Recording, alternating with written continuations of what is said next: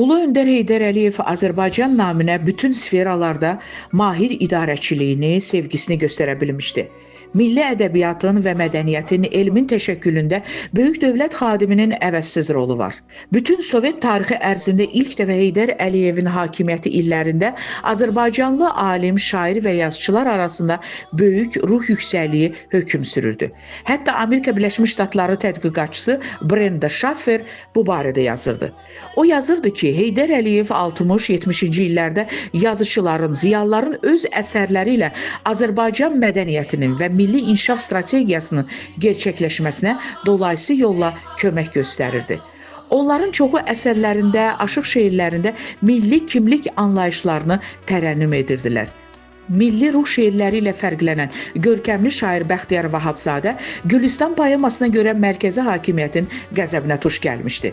Heydər Əliyev kommunist rejiminin rəhbəri olsa da bütün varlığı ilə milli köklərə bağlılığını ortaya qoyurdu və bu hallarda Azərbaycan ziyalılarını qoruya bilirdi. Tarixçi alim, Sovet İttifaqı qəhrəmanı Ziya Bünyadov bildirmişdi ki, Azərbaycan könüllü şəkildə deyil, zorla Rusiyaya birləşdirilib.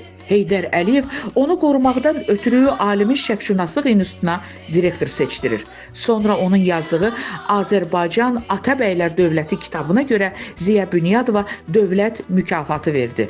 1970-ci ilin mayında Andropovun məxfi məktubunda antisovet damğası vurulmuş universitet müəllimlərinin tədricən dərsdən uzaqlaşdırılması tələb olunurdu. Amma milli ruhlu rəhbər Heydər Əliyev professor Abbas Zamanovu, İstiqlal şairi Xəlil Rzanı, haqq carçısı Bəxtiyar Vahabzadəni və başqalarını imperiya məngənəsindən qurtara bildi. Heydər Əliyev milli ruhlu şair və yazıçılara elə vəzifələr verirdi ki, senzura onların əsərlərinin çapına mane ola bilmirdi.